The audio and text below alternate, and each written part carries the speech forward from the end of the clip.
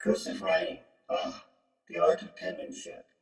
The Declaration of Independence is written in cursive. So is the United States Constitution. In the second grade, I can remember Miss Mendes teaching us how to write in cursive. I would take my workbook home every night and fervently practice forming the letters of the alphabet. I liked the artistic aspect to writing in cursive. Learning to read and write in cursive made me experience personal handwritten letters in this style differently. For instance, when I would come across a handwritten letter in cursive from the 19th century in my social studies textbook, I would read it this way. To my beloved, the summer has started and dandelions are growing in the field right outside my window. The flow of words in my mind would glide as I read them. Perhaps I had seen too many television shows that emphasized this kind of eloquence in the style of writing, though. The power of media. Anyway, I will stop here before I become redundant. This point of reference addresses higher education, philosophy, theory, and conspiracy. Before I start, I would like to define cultural Marxism, since it is important to this discussion. According to Rational Wiki, cultural Marxism was first identified in Trent Schroyer's book, The Critique of Domination, The Origins and Development of Critical Theory, claiming that the use of this concept was a way of labeling those individuals that were not communist enough. Anyway, let's move beyond Rational Wiki's explanation of this concept. In a dictionary of Marxist thought, Schroyer's use of the term cultural Marxism is said to have had more influence in Europe than in North America. Marxist theorists such as Jorge Lukács, Antonio Gramsci, Theodor Adorno, and Max Horkheimer sought to explore the application of Marxism in social and cultural contexts. So many scholars and writers view Lukács and Gramsci as being the leading theorists in Western Marxism. For now, let's move into the main part of this discussion, which pertains to the Frankfurt School and its significance within academia and Western culture. What is the Frankfurt School? The origin of the school stretches back to the early 1920s, when Felix Weil founded the Institute for Social Research in Germany. Soon taken over by Karl Grunberg, who studied Marx, and then Max Horkheimer, who is noted for his work in critical theory. Essentially, the Frankfurt School is associated with a group of men that had fallen out with the mechanisms of capitalism, communism, and fascism that had spanned the time between world wars. So for the most part, many of the scholars and social theorists associated with the Frankfurt School are also associated with Marxism.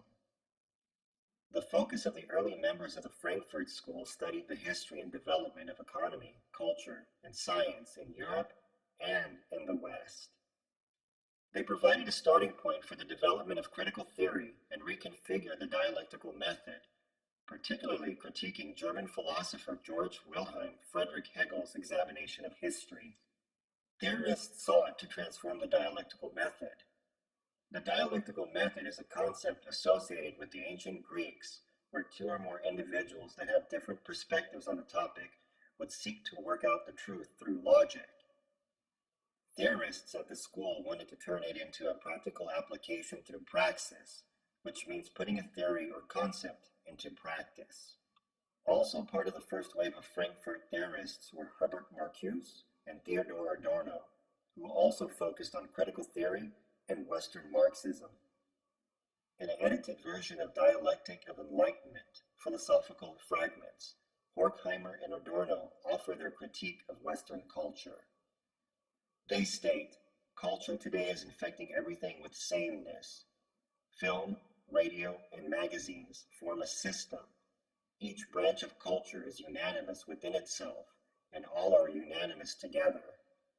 Their chapter on the cultural industry, Enlightenment as Mass Deception, essentially demonstrates how Western culture has commodified art for mass consumption. Before I continue, I would like to return to the concept of praxis.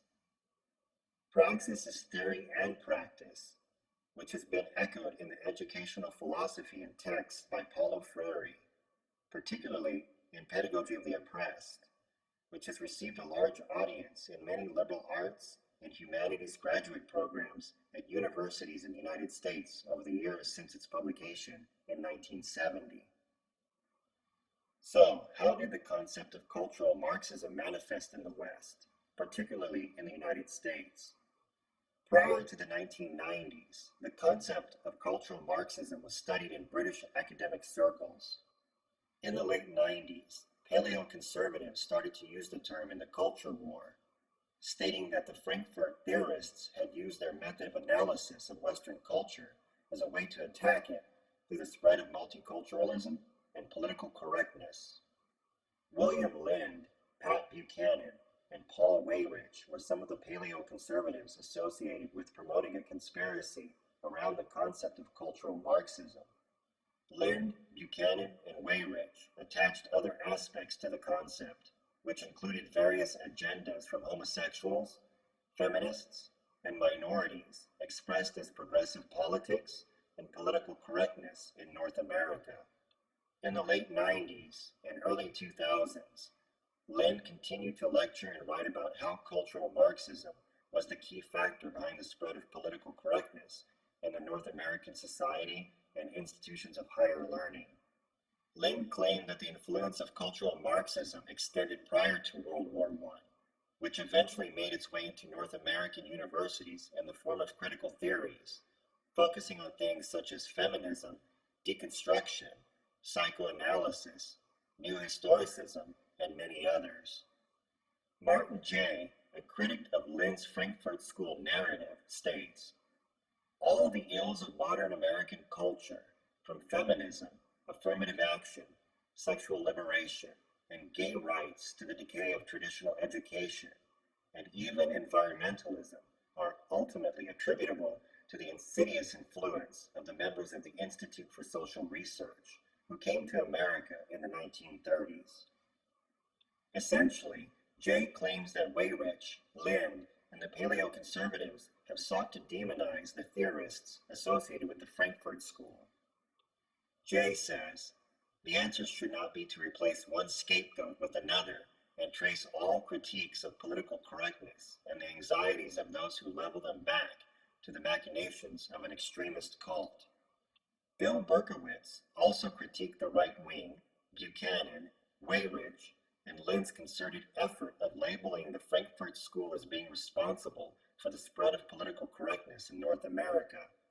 Berkowitz questioned the suggestion that there was a strong Jewish connection with the school's influence, which was presented by evolutionary biologist Kevin MacDonald in his book titled The Culture of Critique, an evolutionary analysis of Jewish involvement in 20th century intellectual and social movements. Further elaborating on MacDonald's statement about non-Jews wanting to create cohesive, nationalistic corporate Gentile groups based on conformity to group norms, Berkowitz breaks it down in this sentence. Jews foisted multiculturalism on other people even as they cynically pursue a group strategy that rejects that ideology for themselves. While MacDonald did not claim that all Jews were responsible, there was indeed Jewish motivations associated in promoting sexual freedom, rebelliousness against family, and other radical ideas for Gentiles. Berkowitz closes his article questioning how far the cultural Marxism conspiracy theory associated with the theorists from the Frankfurt School will spread. I have decided to take a broader perspective as to what has been behind the spread of political correctness in Western culture. Is cultural Marxism the key factor behind the spread of progressive politics and the political correctness associated with it? Sort of. Please consider this. Cultural relativism is essentially the concept that an individual's beliefs and practices are to be viewed and understood from that individual's culture. Cultural relativism stems from German-American anthropologist Franz Boas' research at the beginning of the 20th century and further developed and explained by his students. George Marcus and Michael Fisher, along with other scholars, later explored this concept as a methodology and as a heuristic tool. In essence, they were looking to explore how the concept could be used as a critical tool as well. Now, there are other forms of relativism. Moral relativism is composed of three main types: descriptive, metaethical, and normative.